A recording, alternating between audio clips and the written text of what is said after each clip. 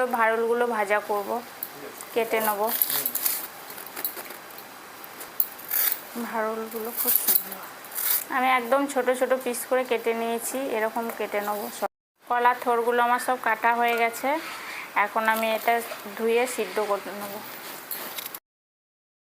থোড় সেদ্ধ করার জন্য আমি কিছুটা জল দিয়ে দেবো, লবণ দিয়ে দেবো, একটু হলুদ গুঁড়ো, একটু চিনি, থোড়গুলো দিয়ে দেবো জলের মধ্যে। থোড়টা আমার সিদ্ধ হয়ে গেছে, এখন আমি এটা নামিয়ে নেব। কড়াইয়ের মধ্যে আমি অল্প পরিমাণে একটু তেল দিয়েছি আর এই থোড়গুলো দিয়ে দেবো।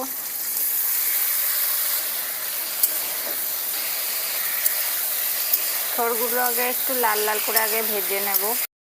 আমি এখানে একটু সর্ষে নিয়েছি, সর্ষেটা আমি দিয়ে একটু ভেজে নেব ভালো করে। হয়ে গেছে, এখন আমি উঠিয়ে নেব। থোড়টা আমার ভাজা হয়ে গেছে, এখন আমি নামিয়ে নিয়ে চলে এসেছি।